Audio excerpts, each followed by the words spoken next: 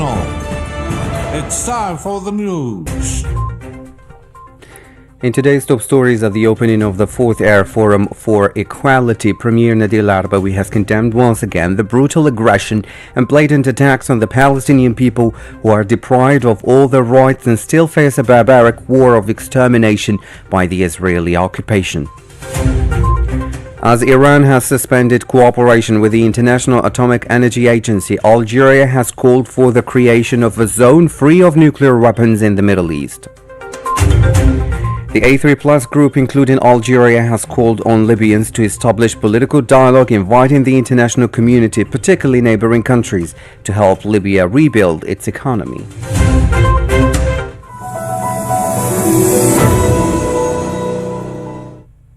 Hello and welcome to Radio Algeria International. I'm Jamal Osmani. The President of the Republic, Abdelmajid Tebboune, has received a delegation from the American company Chevron at the headquarters of the Presidency of the Republic. In a statement to the press after the meeting, the Vice President for Business Development at Chevron, Joe Cook, said that, quote, "This meeting encourages us to move forward with negotiations in accordance with the agreement in principle, and we look forward to continuing discussions," end of quote. On the instructions of the President of the Republic, Abdelmajid Tebboune, Prime Minister Nadir al-Arbawi has presided over at the Abdel Fattah International Conference Center in Algiers the opening of the 4th Arab Forum for Equality, organized in collaboration with the United Nations Economic and Social Commission for Western Asia. In a speech delivered at the opening of the forum, the Prime Minister underlined that this important event will provide an opportunity to examine the best ways to support vulnerable and disadvantaged groups and to find practical solutions and new approaches that contribute directly and effectively to reducing inequalities in order to build resilient, prosperous and caring societies while strengthening global partnerships for inclusive and sustainable social protection. In this context, Mr. al-Arbawi reviewed the comprehensive reforms carried out by Algeria under the leadership of the President of the Republic, Abdelmajid Tebboune, who reaffirmed his unwavering commitment to enshrining the social nature of the state. Algeria has embarked on a series of comprehensive reforms at all levels over the past few years under the leadership of the President of the Republic, Mr. Abdelmajid Tebboune, who renewed his deep-rooted commitment to enshrining the social character of the state as a permanent and constant principle that Algeria has maintained since its independence and has continuously worked to adapt its contents and mechanisms to current and transitional requirements in accordance with internal and international requirements and developments. The Algerian premier shed light on the current dangerous and complex international and Middle Eastern context, condemning once again the brutal aggression and blatant attacks against the Palestinian people. The extremely dangerous and complex international context in which this Arab Forum is being held and the aggravation of the political, economic, social and environmental challenges that characterize it impose a renewed commitment to the lofty values and principles of the international community and dictates that we stand united in the face of the various violations that undermine the most basic elements of human dignity and the principles and foundations upon which international law is based.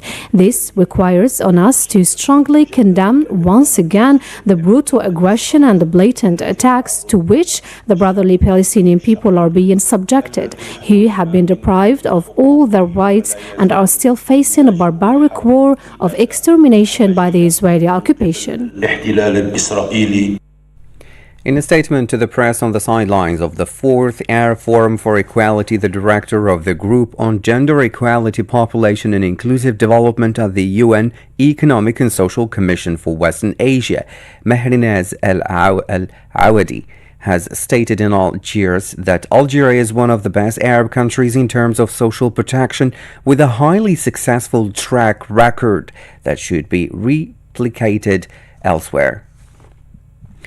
Now, at the opening of the Algerian-Omani Economic Forum organized within the framework of the Sultanate Oman's participation as guest of honor at the 56th edition of the Algiers International Fair, the Minister of Domestic Trade and National Market Regulation, Tayyip Zitouni, highlighted the strong and historical relations between Algeria and the Sultanate of Oman, which have experienced a qualitative boost thanks to the reciprocal visits of the leaders of both countries.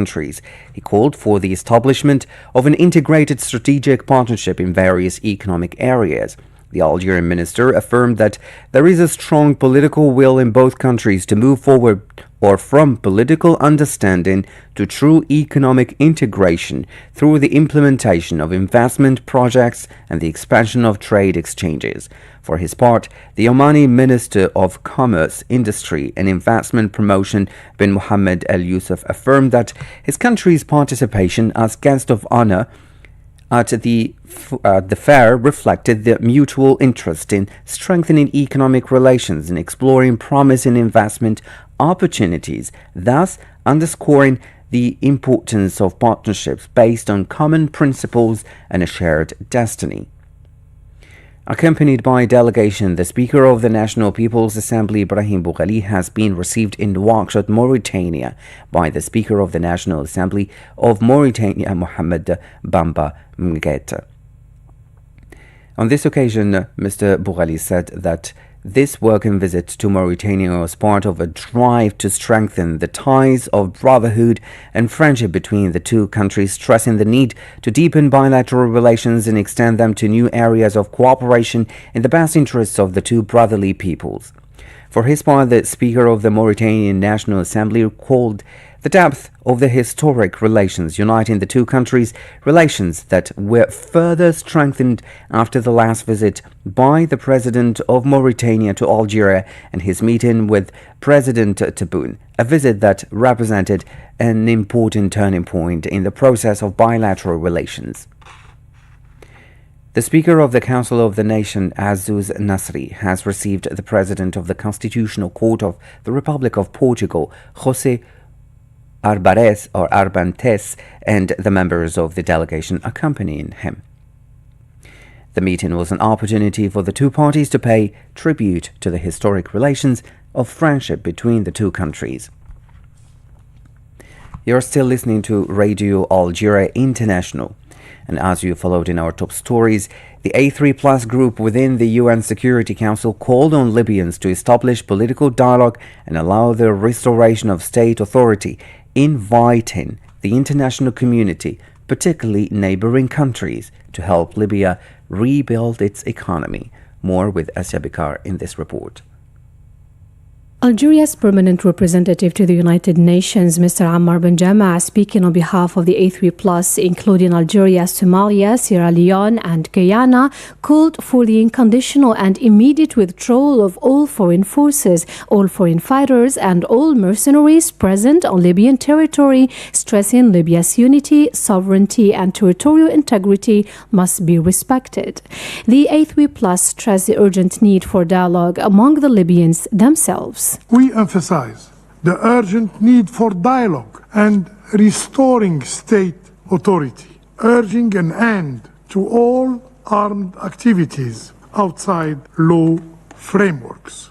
On the political front, we take note of the UNSMIL Advisory Committee recommendation, and we urge all Libyan stakeholders to engage constructively with the mission.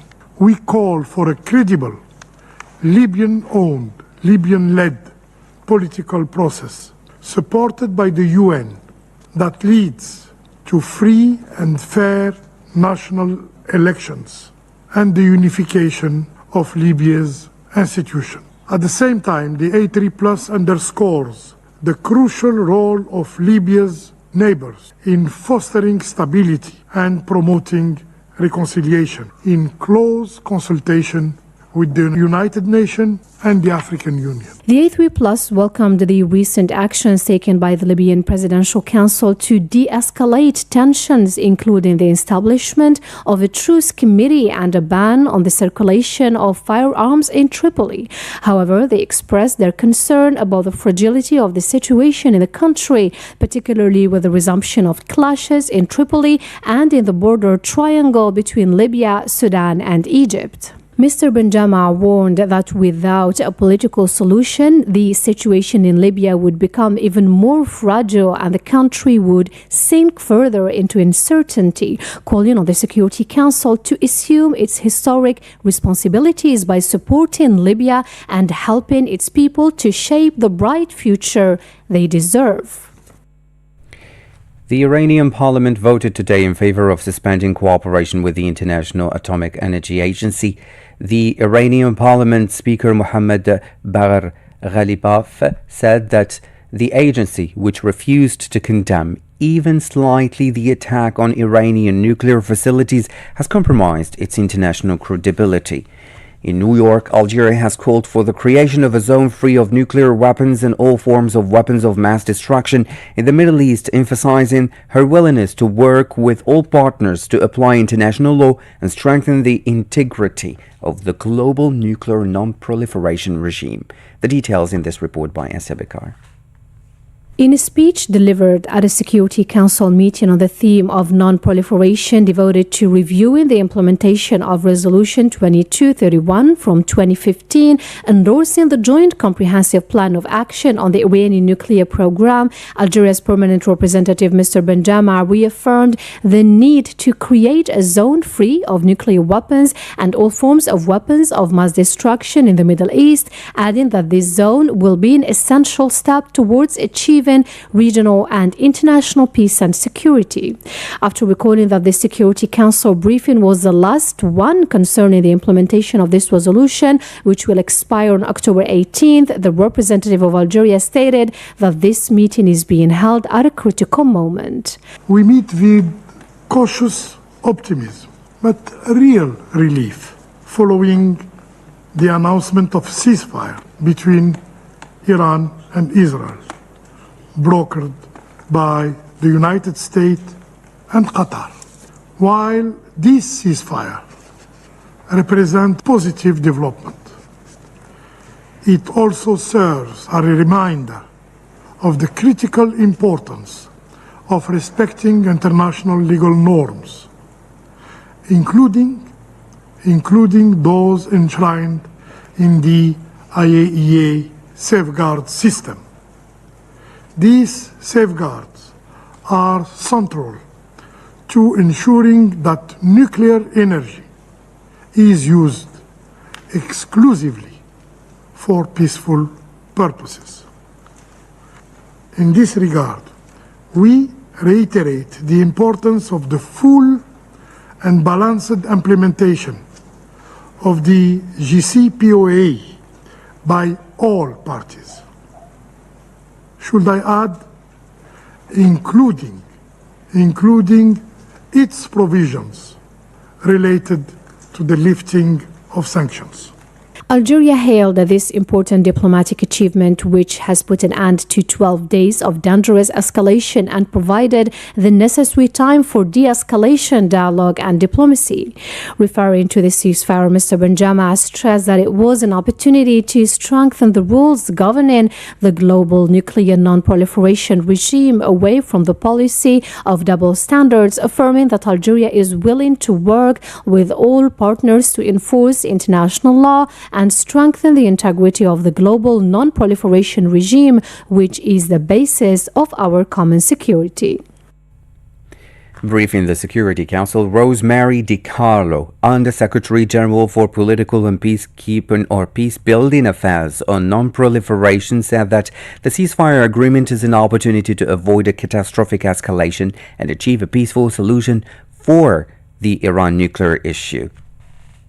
At the heart of this conflict is the nature of Iran's nuclear program. Following the deadly clashes of the past 12 days, the ceasefire agreement is an opportunity to avoid a catastrophic escalation and achieve a peaceful resolution of the Iran nuclear issue. Diplomacy, dialogue, and verification remain the best option to ensure the exclusively peaceful nature of Iran's nuclear program and to bring about concrete economic benefits to the people of Iran. As the Secretary General said earlier today, the United Nations stands ready to support all efforts that advance peace, dialogue, and stability in the region.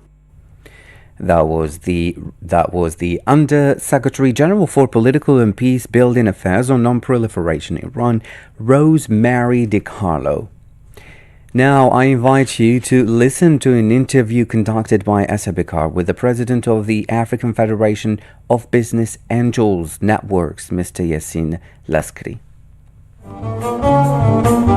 Our Talk, a weekly program with guests activating